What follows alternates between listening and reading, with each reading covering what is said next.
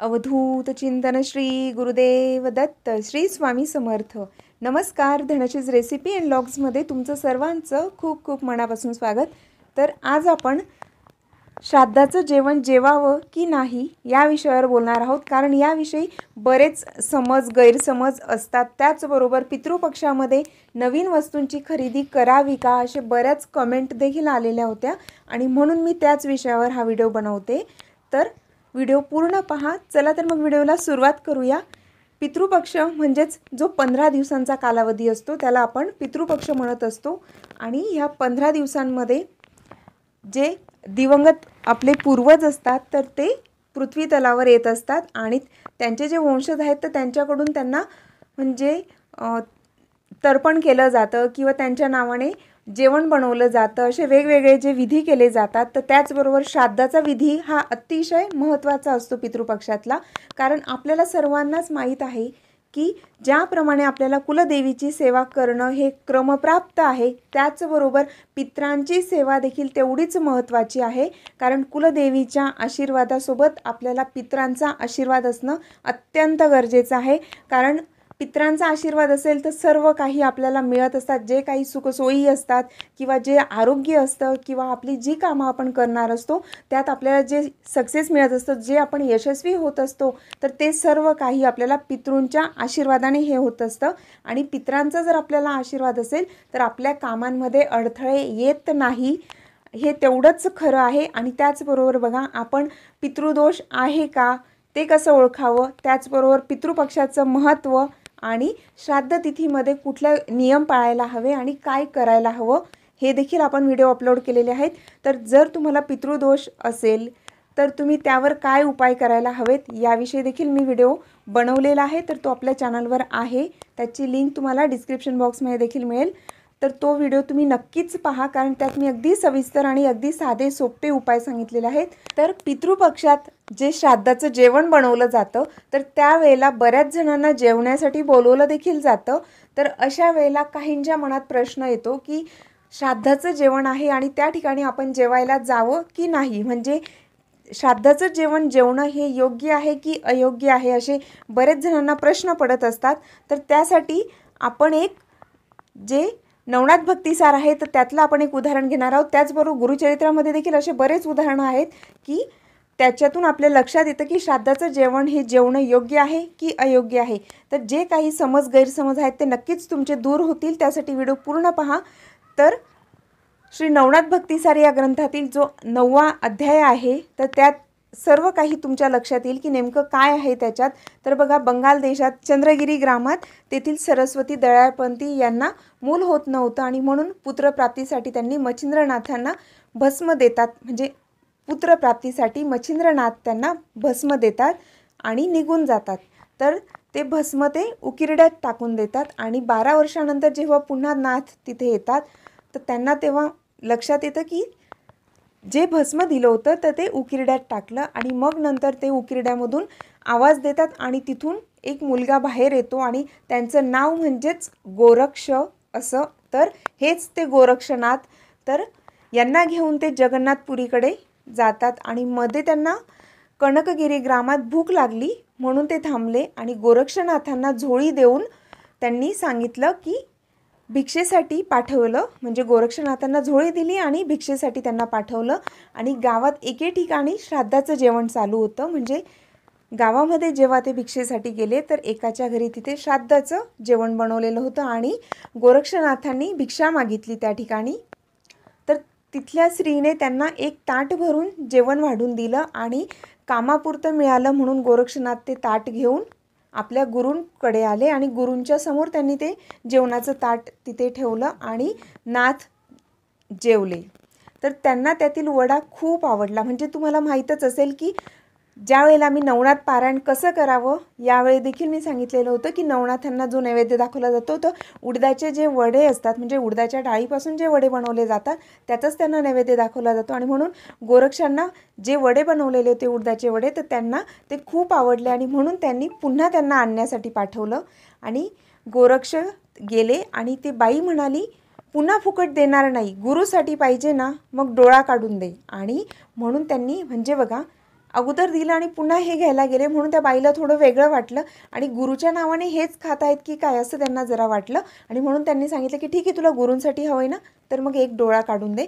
आणि गोरक्षनाथांनी एक डोळा काढून दिला आणि त्या बाईला अगदी त्यावेळेला वाईट वाटलं आणि नंतर मग त्यांनी अगदी व्यवस्थित त्यांना सर्व जेवणही वाढून दिलं आणि त्यांचा डोळा देखील त्यांना पुन्हा परत दिला. आणि तर अशा पद्धतीने हाताने डोळा झाकून ताट गुरुपुढे त्यांनी ठेवले आणि काय झालं तर ते गुरूंना देखील कळालं की नेमकं गोरक्षनाथांच्या डोळ्याला काय झालं आणि गोरक्षनाथांचा डोळा पुन्हा त्यांनी त्यांच्या योगमायेने किंवा त्यांच्या त्या सामर्थ्याने तो डोळा त्यांनी पुन्हा बसवला आणि नंतर दोघांनी अगदी समाधानकारक अगदी व्यवस्थित असं पोट भरून जेवण केलं.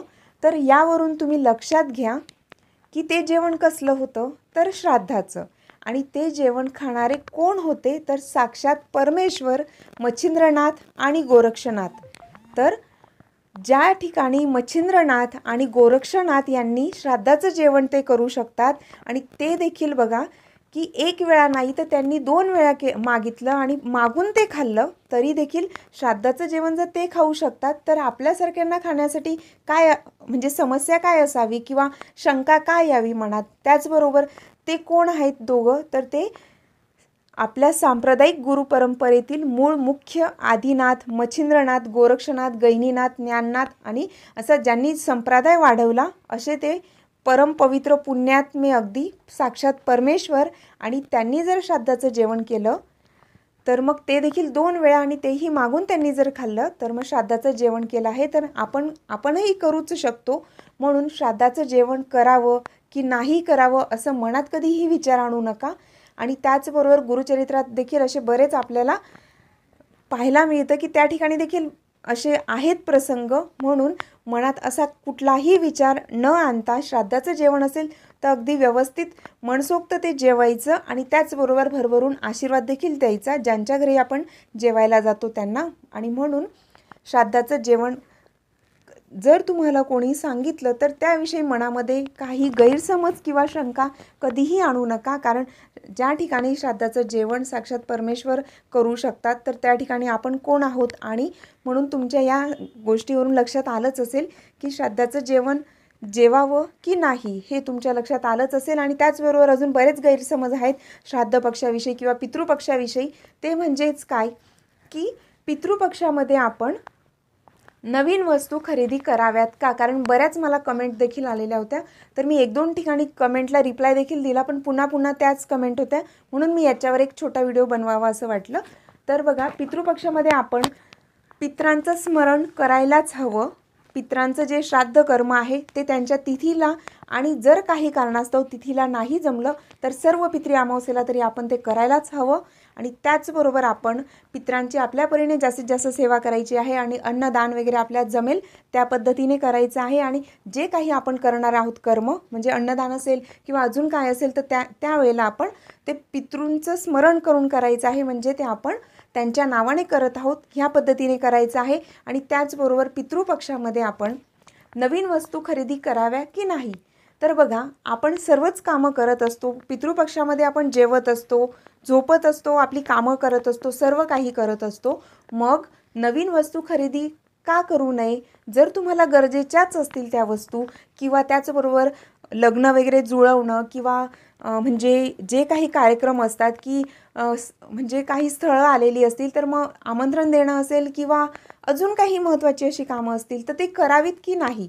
तर करायला काहीच हरकत नाही आहे. ज्या ठिकाणी आपण जेवण करतो, रोज आपण जेवतो, सर्व काही आपण जेवण, झोपणं, फिरणं वगैरे सर्व काही जर आपण करतोय तर मग नवीन वस्तू म्हणजे काय, जर तुम्हाला ती खूप अत्यंत गरजेची असेल तर ती वस्तू घ्यायला काहीच हरकत नाही आहे. आणि त्याचबरोबर पितरांचा आशीर्वाद मिळवणं महत्त्वाचं असतं. कारण पित्र आपल्याला असं सांगत नाही की तुम्ही पितृपक्षामध्ये नवीन कपडे घालू नका, नवीन हे करू नका, नवीन खरेदी करू नका, असं काही ते सांगत नाही. फक्त त्यांचं स्मरण व्हायला हवं आणि त्यांचं जे श्राद्ध कर्म आहे ते आपण व्यवस्थित करायला हवं एवढीच त्यांची इच्छा असते. आणि आपण आपल्या पद्धतीने जास्तीत जास्त सेवा कशी होईल ते करायचं आहे. त्याचबरोबर पितृपक्षातले काही उपाय आहेत तर ते देखील आपण त्याचा व्हिडिओ अपलोड केलेला आहे.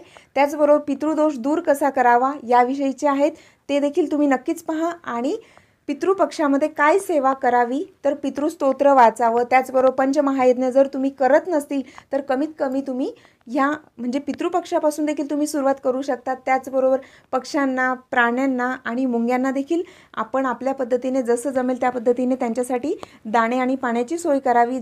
आणि गाईला आपण शक्य झाल्यास गाईच्या म्हणजे जर समजा तुमच्या राहतात त्या ठिकाणी जर गाईला खाऊ घालणं शक्य नसेल तर ज्या ठिकाणी गोशाळा असेल तर त्या ठिकाणी देखील तुम्ही तुमच्या परीने मदत करू शकतात. अशा पद्धतीचे आपल्याला जास्तीत जास्त दानधर्म देखील या काळात इतर वेळेही करायचे आहेत, पण पितृपक्षामध्ये पितृंच्या नावाने आपल्याला नक्कीच करायचं असतं. तर आपण आपल्या पद्धतीने जर त्यांची सेवा केली तर पितृ आपल्यावर नक्कीच खुश होतील आणि आपल्याला भरभरून आशीर्वाद देतील. म्हणून पितृपक्षामध्ये आपण हे घ्यायचं की नाही, ते घ्यायचं की नाही, याच्यात पडण्यापेक्षा आपण पितरांची सेवा जास्तीत जास्त कशी होईल त्यांचं स्मरण करायचं आहे. दक्षिणेला तोंड करून ओम पितृदेवाय नमः हे म्हणायचं आहे. त्याचबरोबर पिंपळाची सेवा करायची आहे. पिंपळाला म्हणजे दूध, पाणी, काळे तीळ एकत्र करून ते पिंपळाला पाणी, ते जल म्हणजे मिक्स केलेलं जे आहे ते अर्पण करायचं आहे. दिवा लावायचा आहे आणि ओम नमो भगवते वासुदेवाय किंवा ओम पितृदेवाय नमः असं म्हणून आपण त्यांना पिंपळाच्या झाडाला प्रदक्षिणा मारायची. या पद्धतीची आपण सेवा करायची असते.